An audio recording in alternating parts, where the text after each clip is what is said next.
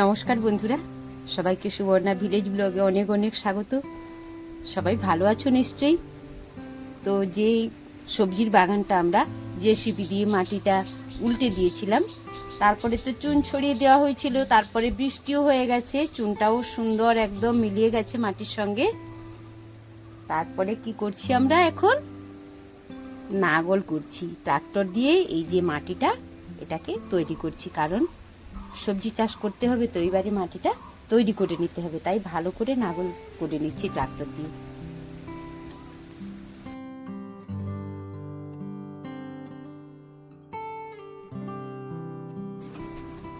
তো কি করতে হবে বন্ধুরা, মাটিটা ভালো করে তৈরি করতে হবে। মাটি যত ঝুরঝুরে হবে, ভুরভুরে হবে, তবেই কিন্তু সবজি চাষ ভালো হবে গো। এই জন্য মাটি খুব ভালো করে তৈরি করতে হবে। এই মাটিটা তৈরি করার পরে আমরা কি করব, রো ধরবো, রো বা ভেলি যাকে বলি আমরা, ওই ভেলি ধরবো। তারপরে আবার ওইটা ধরার পরে মাদা করতে হবে, একটু একটু গর্ত করে দেবো, দিয়ে মাদা তৈরি করতে হবে।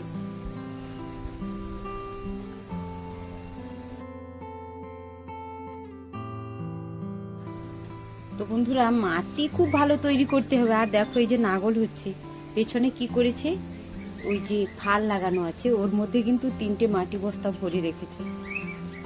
কেন দিয়েছে? কারণ ডিপ হয়ে নাগলটা হবে আর কি, এই জন্য। আর মাটি যত ভালো হবে তত চাষ তো ভালো হবেই, এই জন্য এই বস্তা চাপিয়ে রেখেছে। আর কি বলে তো বন্ধুরা, আমরা প্রথমে মাটি উল্টেছি, তারপরে চুন ছড়িয়েছি, তারপরে একবার কিন্তু ট্রাক্টরে নাগল হয়ে গেছে, আবার এটা দ্বিতীয়বার নাগল দিচ্ছি। কারণ মাটিতে তো ভাইরাস থাকে, সে ভাইরাসটা যত রোদ লাগবে। আর ওই যে চুন দিয়েছি, আরও 2বার ট্রাক্টরে নাগল দিলাম, তাহলে কি হলো, মাটিটা উপর নিচ হয়ে গেল। আর যত ভাইরাস থাকবে সেগুলো সব মরে যাবে। আর যত রোদ লাগবে মাটিটাও কিন্তু তত সুন্দর ঝুরঝুরে মাটি হবে। রোদ লাগলে মাটিগুলো ফেটে ফেটে একদম সুন্দর তৈরি হবে মাটি। তাই সবসময় আমরা, এই তো উল্টানো হলো, আবার 2বার নাগল হয়ে গেল, এইভাবেই মাটিটা তৈরি করতে থাকবো।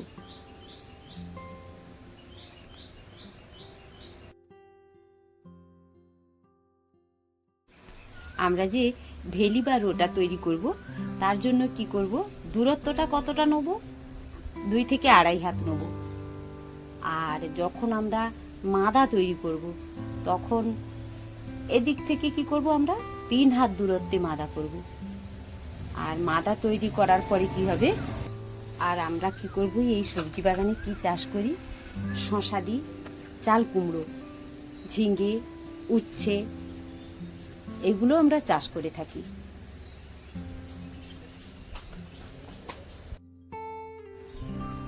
বন্ধুরা, আমরা যখন মাদা দেবো না, তখন মাদা প্রতি কি করি, শশা হলে আমরা 6-7টা বীজ দিই। 3-4টে গাছ হলেই কিন্তু আমাদের হবে। তো কেন 6-7টা বীজ দিই? কোনোটা হয়তো অঙ্কুরোদ্গম হলো না, আবার গাছ হওয়ার পরেও অনেক সময় গাছ পোকা কেটে দেয়, এই জন্য আমরা একটু বেশি করে মাদা প্রতি বীজ ফেলে দিই। আর যখন উচ্ছেটা দেবো, উচ্ছেটা হচ্ছে মাদা প্রতি 3টে করে বীজ দিই। কিন্তু উচ্ছে যখন না ওঠে তখন আবার পরেও আমরা অনেক সময় বীজ ফেলে দিই। কিন্তু চাল কুমড়ো 4টে করেই দিই। ওই একই কথা, যদি 2টো গাছ হলেই হয়ে যাবে, কারণ চাল কুমড়ো ভীষণ ভীষণ তাড়াতাড়ি বাড়ে এবং খুব বেড়ে ওঠে, ও শাখা প্রশাখা প্রচুর ছড়িয়ে দেয়। তবু আমরা 4টে করে বীজ দিয়ে রাখি। আর আমাদের যখন সবজি লাউ চাষ করি, সবজি লাউ হলেও ওতেও আমরা 4টে করে দিই, আর ঝিঙে হলেও 4টে করে বীজ দিই, তাতেই কিন্তু হয়।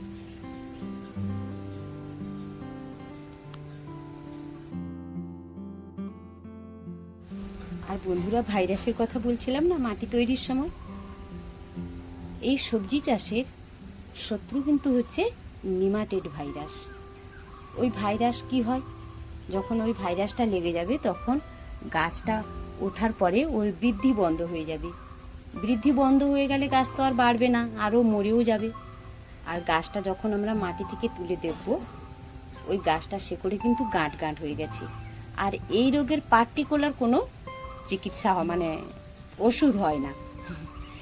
আর এই জন্য ওকে আর ওষুধ প্রয়োগ করেও কিছু লাভ হয় না। তাই মাটিটা ভালো করে তৈরি করতে হয় যাতে ওই নিমাটেড ভাইরাস না আসে। তাই আমরা এতবার নাঙল দিচ্ছি আর এইভাবেই মাটিটা তৈরি করছি।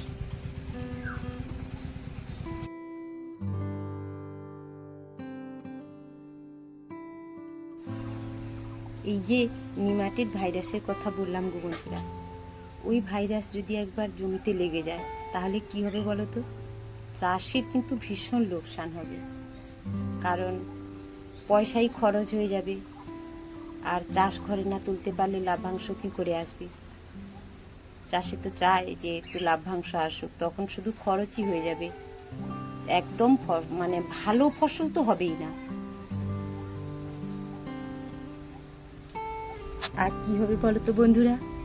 চাষিদের কিন্তু ভালো পরিমাণে লোকসান হবে।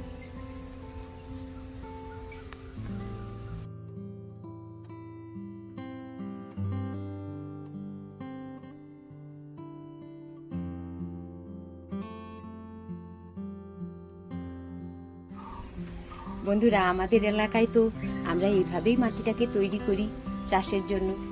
তো তোমাদের কোন এলাকায় কিভাবে মাটি চাষ করে, মাটিটা কিভাবে তৈরি করে চাষের জন্য, সেটা অবশ্যই আমাকে জানিও।